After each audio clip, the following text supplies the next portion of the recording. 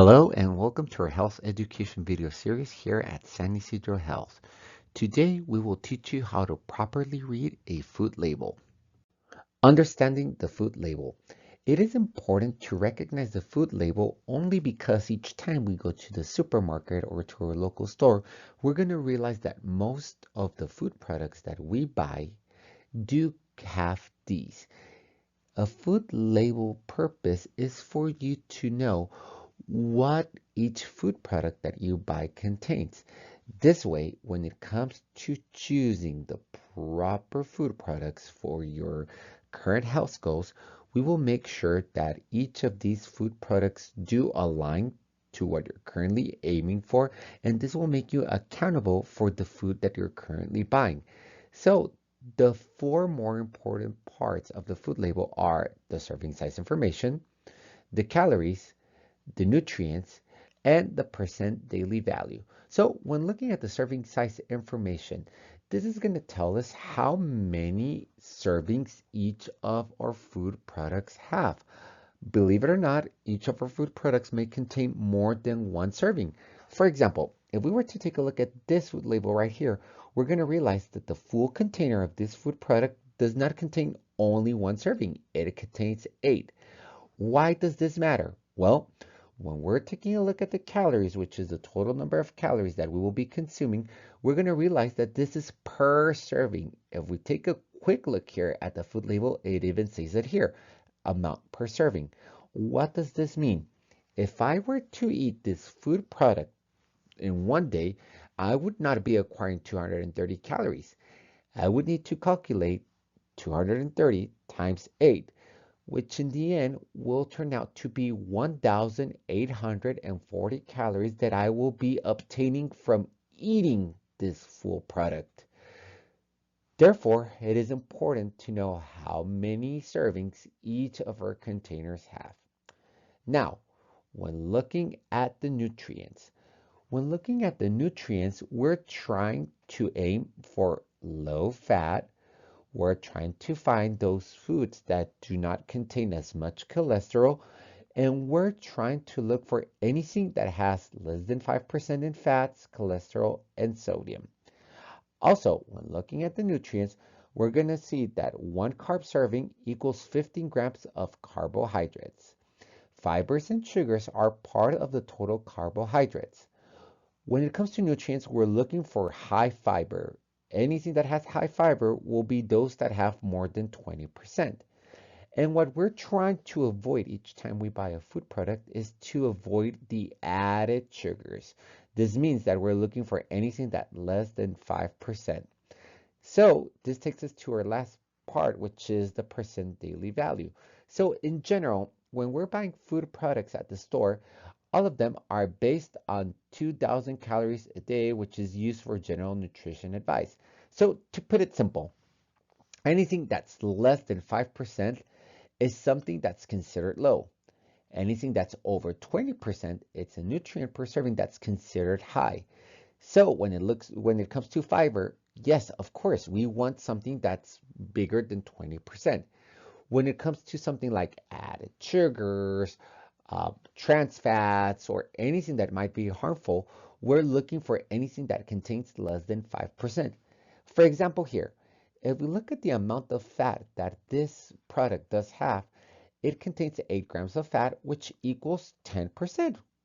Well, even though this is not considered low, it's considered normal because it doesn't go above the 20%. And if we take a look at the saturated fat it contains 5%. When it comes to trans fat, we're going to realize that it is at 0%. So this is a good sign when it comes to this food label. Also, the cholesterol, we're going to see that it's 0%. However, the sodium, it's not less than 5%.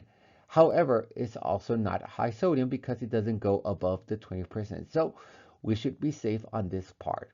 However, when we're heading to the next part of the nutrients, we're going to realize that the total amount of carbohydrates that this product has is 37 grams or 13% of our daily value.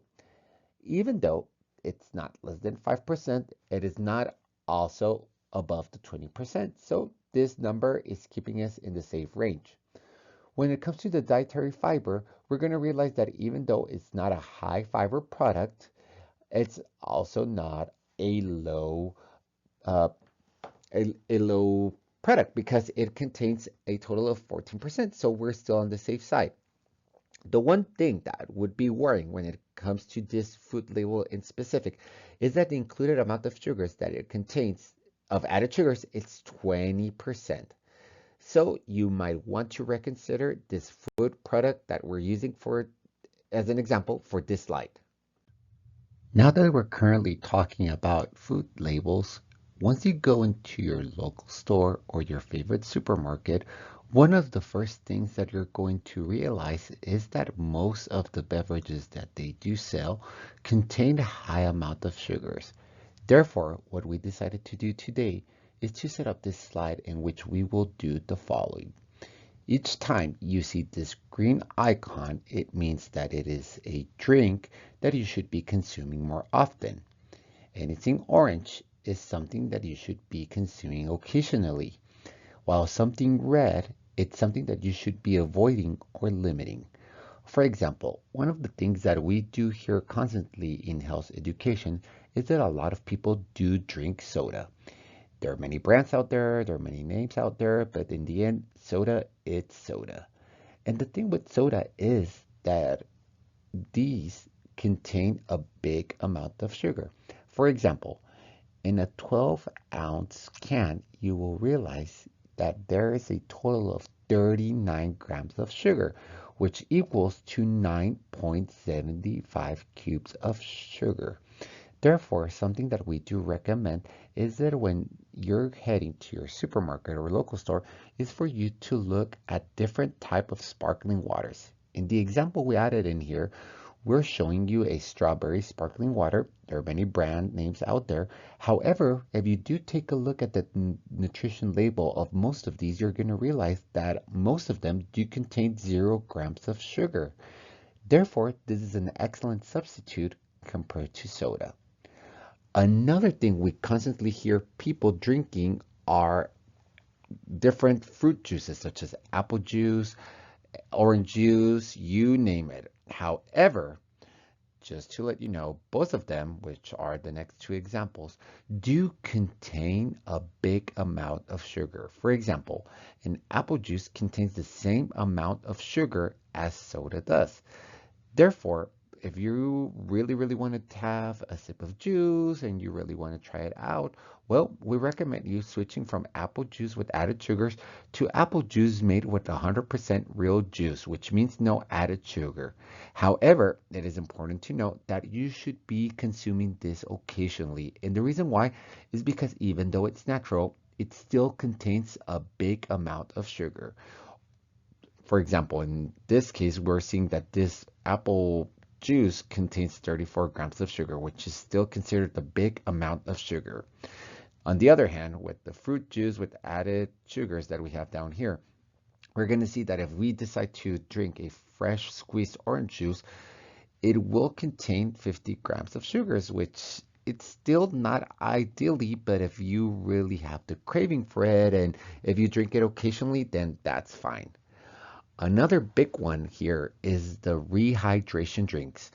Again, many names out there, many brands out there. However, you're going to realize that most of them do contain a tremendous amount of sugar.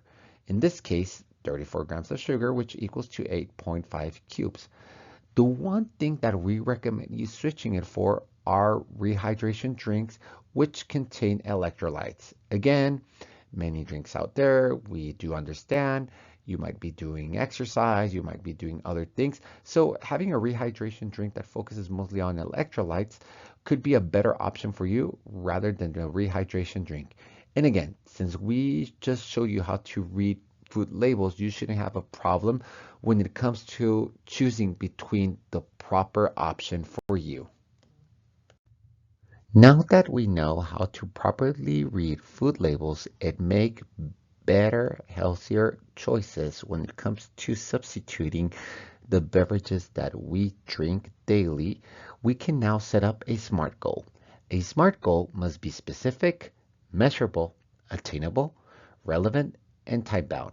Some examples that I can think of after learning how to read a food label and now knowing which drinks are better for me. Now I can choose a goal such as substituting coffee creamers for 1% milk in my daily coffee, or maybe even substitute my soda intake at lunch for sparkling water daily. And now that I want to make a change that will truly improve my health, let's come up with an action plan. In my case, to improve my health, what I will be doing is to improve my eating habits. And the way that I will do that is by eating more fiber.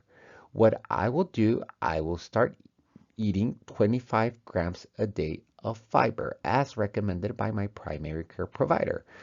I will start on Monday, maybe because right now it's the weekend, maybe I need to set everything up. So let's start on Monday.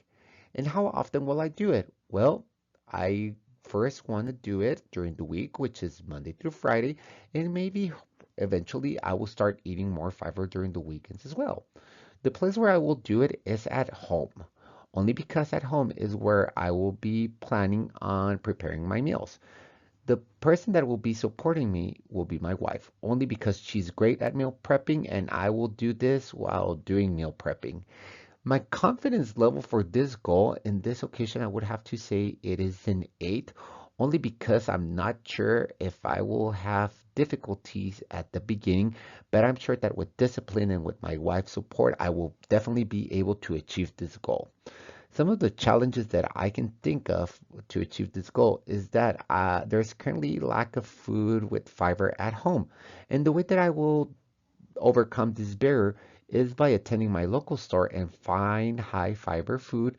And the way that I will identify this sort of food products is by reading the food label. And thank you so much for staying with us in this video. If you want more information and you would like to speak to one of our health educators, please call our San Ysidro Health call center at 619-662-4100. Here at San Ysidro Health, our mission is to improve the health and well-being of the communities that we serve with access for all. Thank you for staying tuned.